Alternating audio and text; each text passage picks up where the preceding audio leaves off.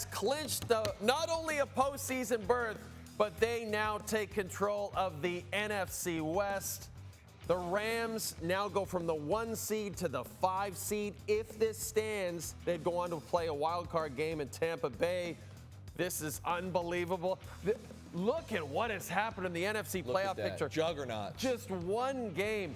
But I think the thing that we will be I know you're so fired up right now.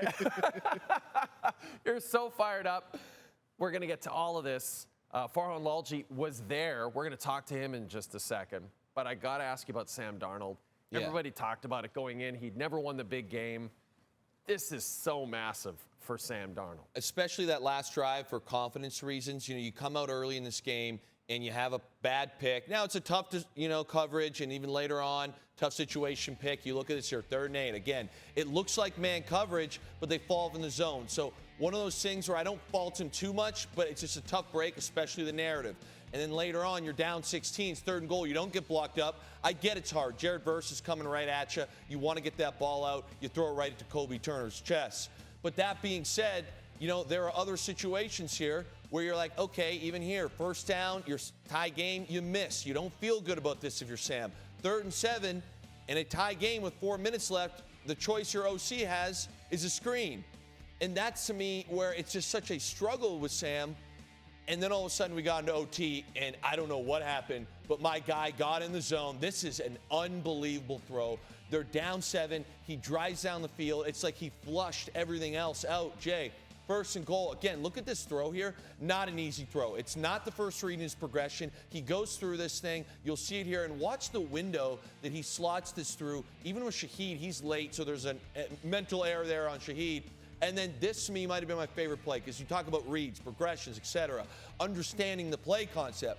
My guy went 1 to 2 to 3. That is a check down. That is not something that they're scheming up to throw to their backup tight end. That's not how it goes down there. So I know there was a lot of football talk in there, Jay, but where my head goes is you look at the beginning part of this game, it was very tough, especially the first half. We didn't even get into the first half.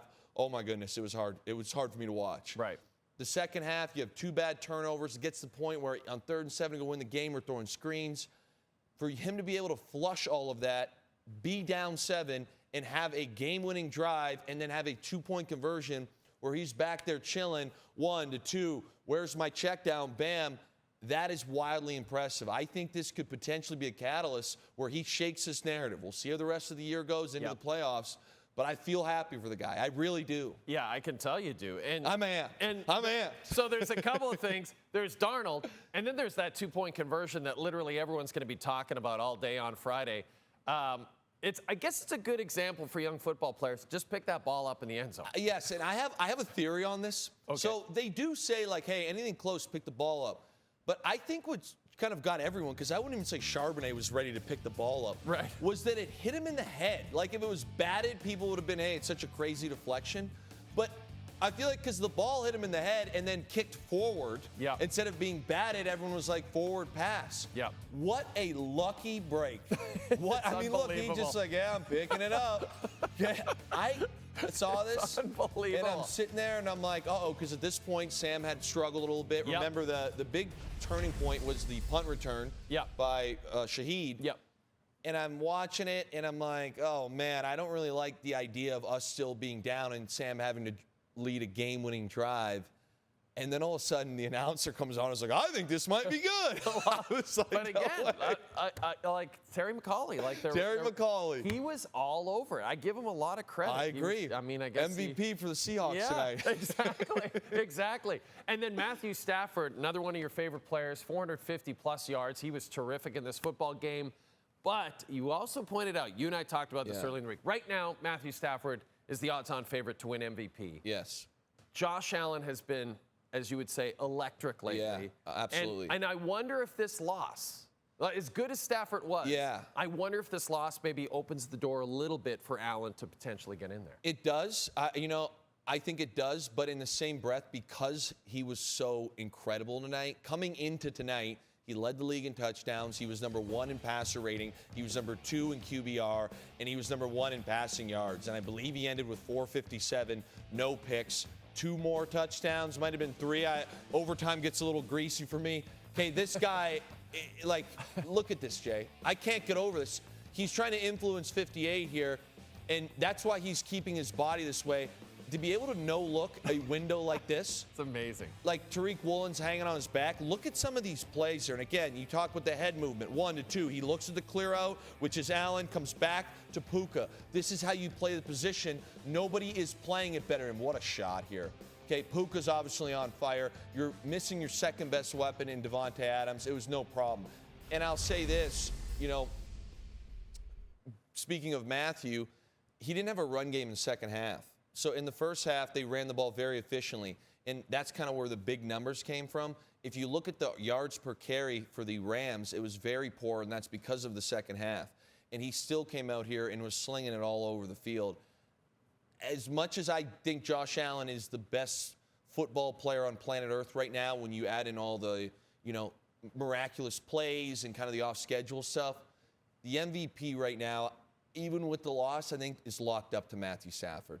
Having said that, I have another question for you. Say the season ends today. I mentioned it. The Rams would go on the road to Tampa to play a wild card game. Did this comeback by Seattle maybe shake your confidence in the Rams as a Super Bowl contender? It didn't. It really did not. And if you're a Rams fan watching this right now, you have to be sick to your stomach. So a couple things you should point out. One, short week. You're on the road. You're in a very tough environment.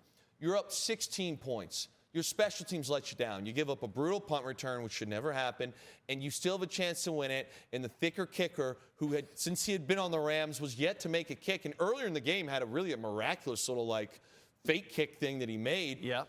Pushes the line drive. The line drive, which was actually quite cool. It was, yeah. So the special teams plays, and then you kind of look at a few other things here, and you say to yourself, we missed a kick. We gave up a kick return. We had a 2-point conversion go against us that hit our guy in the head, deflected forward. Everyone sat there, and Charbonnet picked the ball up as we just watched. There was a lot of things that went wrong today. There was a lot of things you'd like to see them tighten up. Their run defense was not great today. The Seahawks have not been a good run team this year. Coming into today, Jay, they were bottom 5 in yards per carry, top 5 in attempts. So clearly not going well. Tonight's going to change that statistic. I believe they rushed for 171.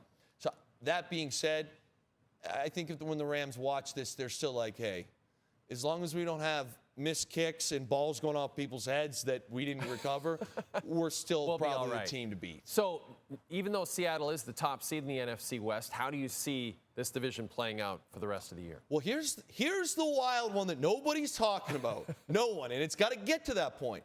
But right now, Monday night, we got the Niners versus the Colts. Yeah. I'm assuming the Niners win that game. Okay, San Francisco can still get the 1 seed. They then have to beat Chicago, and then this is where things get wild because we haven't talked about San Fran.